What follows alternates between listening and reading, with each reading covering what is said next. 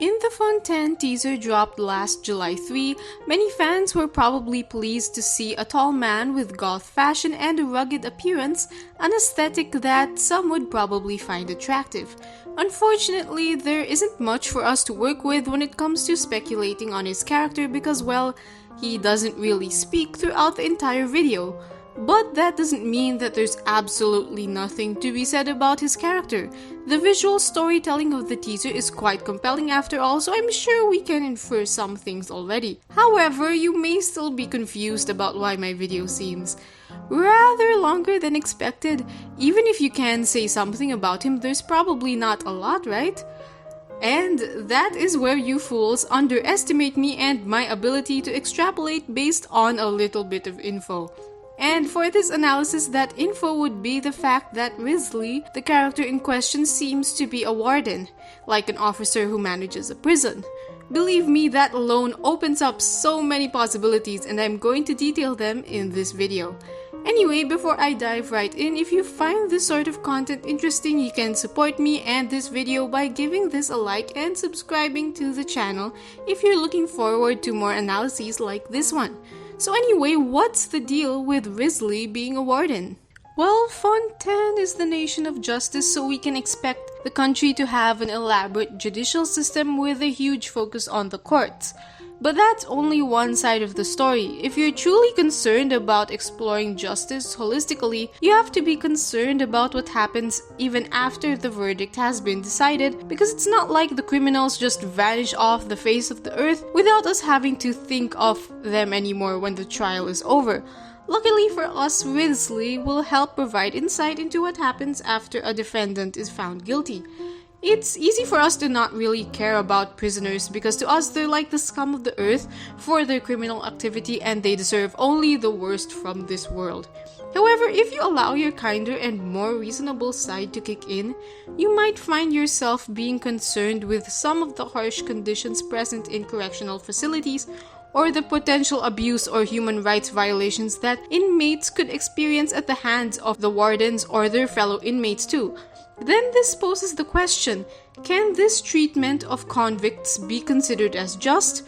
What if seemingly triumphant verdicts have an ugly side to them as the person who is found guilty has to suffer disproportionately compared to the crime they've committed? So far, we've gotten a little taste of this kind of discourse through Kujo-Sara in the Inazuma Archon quest, where she reprimands her underlings for committing police brutality, essentially. And she was the one who allowed Yoimiya and the Traveler to keep the old man in their custody to nurse him back to health. This shows the contrast between brutal and fair treatment of prisoners or people who are about to be arrested. Granted, the old man wasn't really a criminal in the true sense of the word, but he just went against the Vision Hunt decree, so it was easier for us to sympathize with him. Regardless, I think we can expect Wriothesley to have a similar arc where he'll have to enforce a more humane treatment towards prisoners and make up for abuses at the hands of his fellow wardens. And not to mention, there's also the issue of prison overcrowding and the discussion on whether incarceration is a necessary consequence for petty crimes. With these concerns, I think it's important for the prison system to define what its true goals are. Does it aim to keep dangerous people away from the rest of society? Does it want to punish people for their misdeeds? Or does it want to help rehabilitate lost souls in a sense? It'll be interesting to see how Fontaine's correctional facilities choose to approach the issue of crime and punishment and how their collective perspective might change over time. It's also important to determine how they can actually achieve these goals effectively instead of accidentally becoming a breeding ground for resentment and revenge crimes. Wriothesley, as a seemingly prominent warden, will have to address these issues, so I predict that he might make an important contribution to Fontaine's lore, even if it's not through the Archon quest itself, but through the way society is characterized in that region. And perhaps with his help, Fontaine's storyline may shed light on relevant issues that we often sweep under the rug in real life. From the get-go, it's easy to see why being a warden is most likely a job that many of us wouldn't want to have. On the surface, it can be a great nuisance to be required to manage a bunch of unruly people, and they could potentially be very dangerous if they are motivated to retaliate against you for keeping them in line. But more than just the clear inconvenience of his line of work, I think there's the possibility of it taking a toll on your emotional well-being. By the way, the discussion from this point on might be rather dark, so feel free to skip over to the next section of the video if needed. Anyway, a prison is not just a place where morally questionable people act annoying and get on your nerves, but the whole institution can set the stage for a number of upsetting scenarios. Some prisoners can form gangs to take control of and abuse their fellow inmates, and on top of that, killings behind bars can also happen, whether at the hands of other prisoners or even oneself. These scenarios imply that prisons are not just filled with perpetrators of crimes committed outside, but rather some of these people can be considered victims as well. So, to some degree, it must be heart-wrenching for a person to witness this amount of harm being inflicted against other people. Of course, if you're an average law enforcer, you have to investigate very serious crimes already, but it's also different if you need to have close encounters with them. You might be on edge or incredibly worried about inmates who are at a great risk of being abused, and aside from that, the illnesses might also spread rather quickly in jail, so seeing swaths of people getting very sick at once can be burdensome when it comes to managing them, but also can induce a lot of pity for them that might be difficult to bear. Plus, the fact that these are phenomena that keep on occurring can wear out a warden's energy and also perhaps make them feel hopeless for being unable to eradicate these persistent problems. Well, that's if they take their job seriously, and I think it's more likely than not that Wriothesley will. He's going to have to maintain order, but in a less detached way than your average law enforcement officer, since the prisoners are not just people he's meant to discipline, but people he's meant to care for in some way. Warden in English also means guardian after all. It would take a lot of emotional strength from him to feel compassion for these convicted criminals, but at the same time, remain level-headed enough not to be way too emotionally attached to some inmates to the point of pitying them too much. Unless he's also kinda hardened himself too much to the point where he doesn't care much about prisoners anymore. That could be the case, but I'm less inclined to believe that he'll act like that, considering vision wielders have lots of convictions, so it's unlikely that he'll turn a blind eye to such important issues. And to add, it might also be possible that Wriothesley will develop a high level of social consciousness beyond what he sees in prison. What do I mean by this? Well, let's use our beloved regular detainee as an example. Ito is subject to a lot of racism, constantly experiences job mismatches, and on top of that, he's often arrested for being like a public nuisance, but it's also just uncontrolled self-expression in retaliation to the marginalization he's faced. If you do own Ito and you put him in your Serenity teapot, you'd find out that he compares your teapot to a jail cell as a compliment because he thinks jail cells are comfortable. It's definitely funny, but there's some degree of dark humor to it because it's hinting at how his living conditions with his consistent homelessness are so bad that spending the night in jail seems like a better alternative. As a warden, Wriothesley is likely going to encounter inmates who share the same sentiments as Ito, hinting at how their criminality could be a product of harsh circumstances in the outside world. Obviously, a difficult upbringing is no excuse for criminal activity, but if you think about it deeply, maybe you'd be interested in changing a society which ruins people's lives, because in some sense, criminality can also be a form of self-destruction. Since Fontaine's theme seems to be revolving around facades based on its teaser trailer, it is possible that the nation will have lots of latent social ills that some middle and upper class people ignore, and the inmates Wriothesley comes into contact with might help shed light on these troubles. Basically, I speculate that Wriothesley might have 4 interconnected concerns when it comes to his work as a warden. 1 is survival, 2 is the preservation of his sanity, 3 is maintaining quality in his work, and 4 is finding meaning in his job. So for the first point, survival, I mentioned earlier, he could run into many physical altercations, whether between him and an attacker or him trying to break up fights.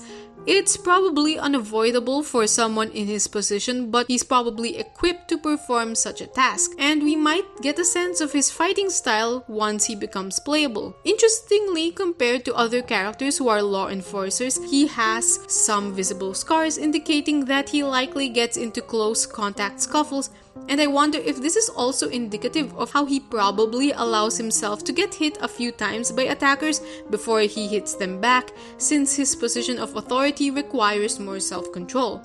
Or the scars could be there entirely for aesthetics, I don't know.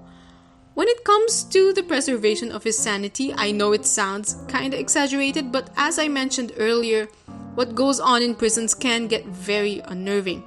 I don't know to what extent Hoyoverse will detail these things, but if they're able to include scenes of disturbing killings in Rosaria's and Heizo's vision stories, as well as depict the tragedy of Murtada Radkani in Sino's story quest, then I think it's possible for very dark themes involving the prison system to come up in Fontaine's storyline. In the midst of this, Wriothesley likely has to create his own coping mechanisms by both having a comforting worldview and by having a resilient personality, even when encountering scenarios that could make his faith in humanity waver. I think some level of coping will be possible for him since, in a sense, all vision wielders are coping with their struggles if you think about it.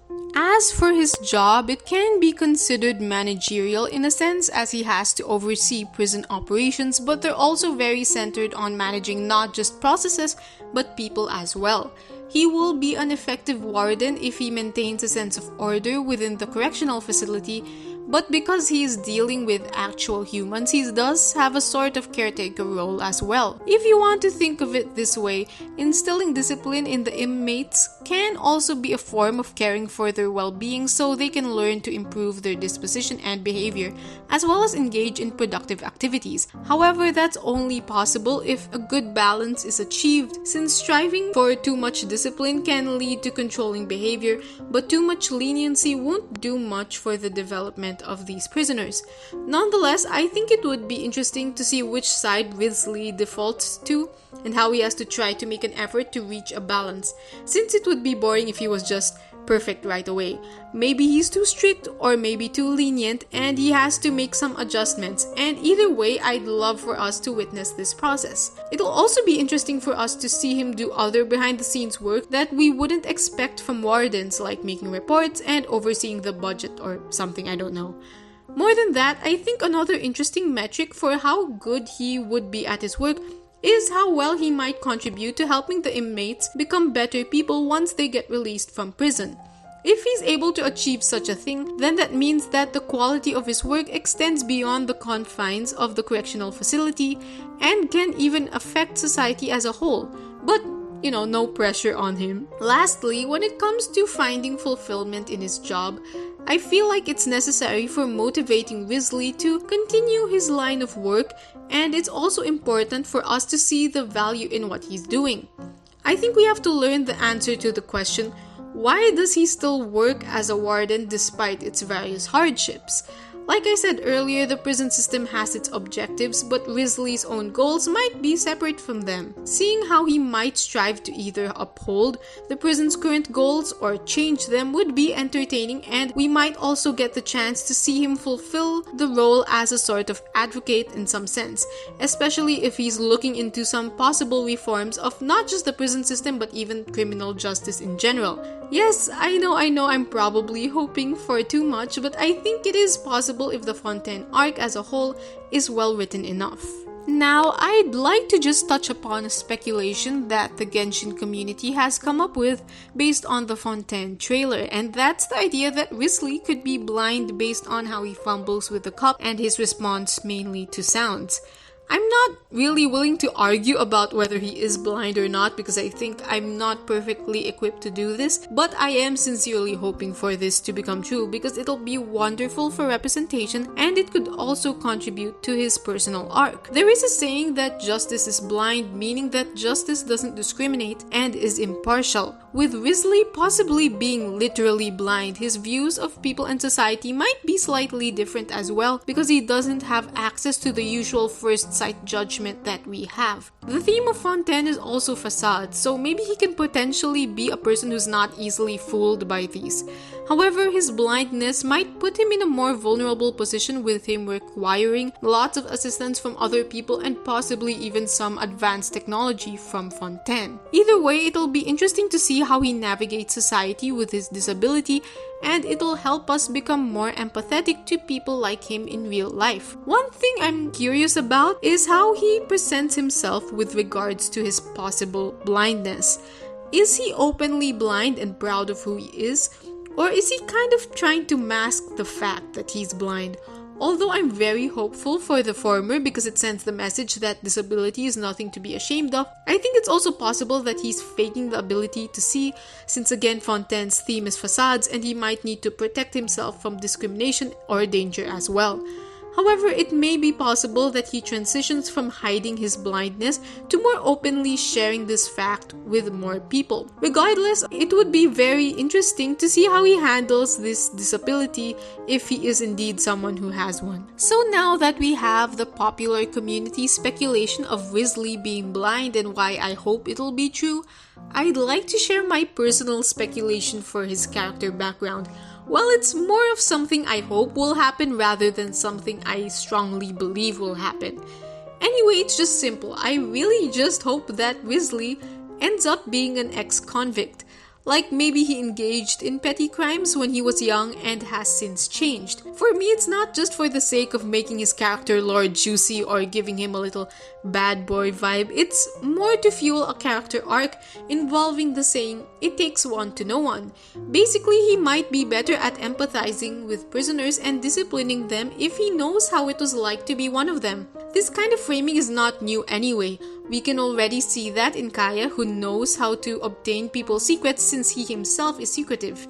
Eula, who apprehends fellow Lawrences because she knows how they think, and Rosaria, who was a former bandit and now uses that to combat evil at night. So it wouldn't be out of place for Wriothesley to follow suit, and I think it would be nice for him to be the model for how one should ideally change their lives after serving their sentences, and it might also help explain why he has a certain sense of duty in serving as a warden.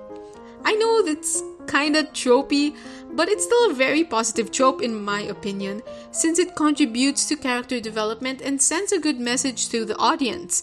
Again, I don't think it's necessarily likely that he's gonna be revealed as an ex-convict, but I would welcome it wholeheartedly. Phew, that was a lot of things said for an unreleased character, and I thought my video on Novelette was already very detailed, but oh well. It seems like I can outdo myself, apparently. It has gotten to the point where this analysis has made me very, very passionate about Wriothesley, even though I'm not sure if I'm going to be able to pull him when he debuts. Regardless, I will make sure to acquire him somehow, even if it's far from now. What about you guys? Did Wriothesley catch your eye in the teaser? Which character are you planning on saving for? Let me know what you think in the comments, or if you want to have a more personal ramble with me, you can head over to Twitter and reach out to me at Purple Tarot Burb. If you like these kinds of analyses where I extrapolate so much stuff about characters based on very little information, maybe you'd like my other content too, so why not subscribe to my channel to support me and catch other related content next time. Anyway, that's all for today, and I'll catch you in the next one.